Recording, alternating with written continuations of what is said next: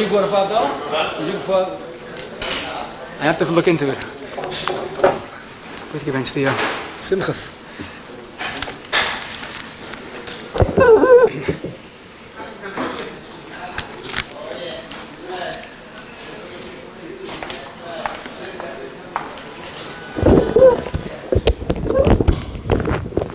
Rabbi say Sikkim cotton and Dine cotton Yom Kippur. Just the review we learned today, Bez Hashem, we see the interesting question of a cotton Yom Kippur. Is Pashtus not like a choila? He has different halachas. He must eat. There's no pachais, but we do see certain chumras that there's in a chinuch of shoyas. Now, basically, leather is more chumar because for leather he could manage without, and that's why we saw that some places can feel that even a young child should not be put on leather because chinuch, of course, applies. A young age, he doesn't need it.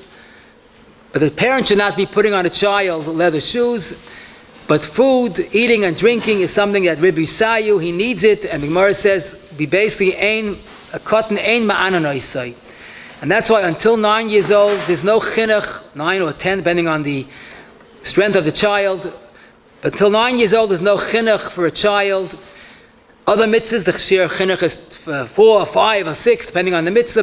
But eating, a child must have until 9. There's no fasting whatsoever. Some allow the child to fast a short amount of time under 9. Many places can frown that minig. But certainly, if the child wants to eat, there's no heter to make him fast even a little bit. Under 9, there's no tiny, not even tiny choice. Some allow the child to fast until the next morning, until he wakes up. That's not a dinner tiny choice. That's just they felt that there's no inui. But once he wakes up, l'choladay is under 9, he could eat right away. And some said not even to fast till the next morning. Let him, he could eat at night if he goes to sleep. But basically, under 9, there's no chiyuv chinuch, not even on choice. If he wants to eat or drink l'choladays, he must be allowed to eat and drink. What complicates the sugya, there's an isaf safiya, even by a newborn. You're not allowed to give a child tarfis or a baby koyin to bring him into oil hameis, and that applies at the youngest age. But on Yom Kippur, that generally does not apply because there are at least two factors. Number one, it's Hainu Rabbi Zev, he needs the food. He doesn't need tarfis, he could manage with kashrus, but he needs the food. And also, it's not an issa of chefza, it's an issa on dizman. It's only because now is Yom Kippur. So the fact that it's kosher food and it's not an issa on basically only more than dizman, so there would be no din of safinan on a regular basis. What's unique to Tainis Yom Kippur, that there is a Tainis Sho'os. It's a practice to fasting when he becomes a Gadol. And basically we don't find that by any other fast because it's really not fasting. The Steipel explains that Yom Kippur is the din of Inui, and every hour, every moment is more Inui. But it doesn't apply to other Taniyos because if you didn't fast, you're not fasting. But this is unique to Yom Kippur. There's an inyan of Tainis L'Shois. The minig today, I think, in most places, that a child is never mashlim, he doesn't complete the tainis.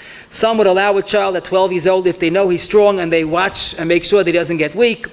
But you don't have to feel guilty if the child does not come fast until he's bar mitzvah, because we don't fast, complete the tainis because of the weakness of our children.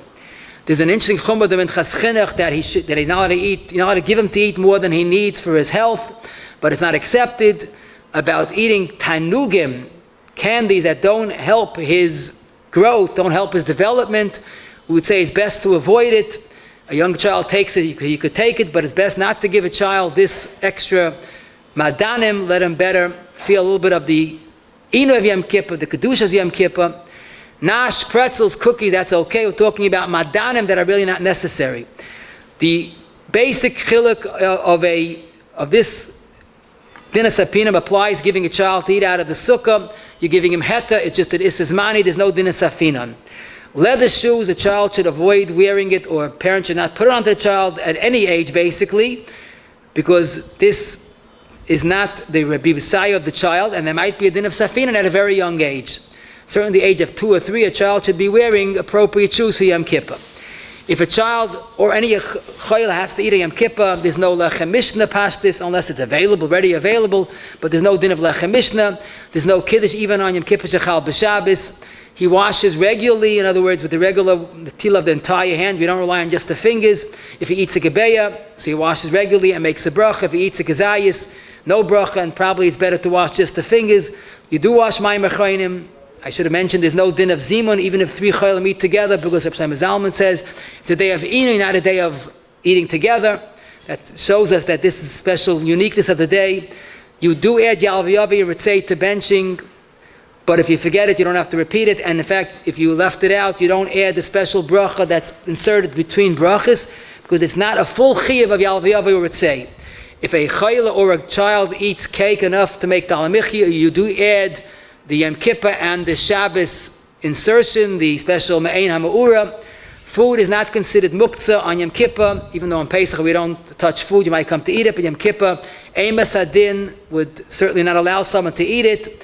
And we said, in Shli Chiddush, a child who fasted a whole day, 12 years old, and he feels he can do it, it might be mutter for him to drink water or eat before Havdalah, because now it's Ribusayu, because he's fasting, he's hungry, maybe there's no issa of eating or drinking before Havdalah.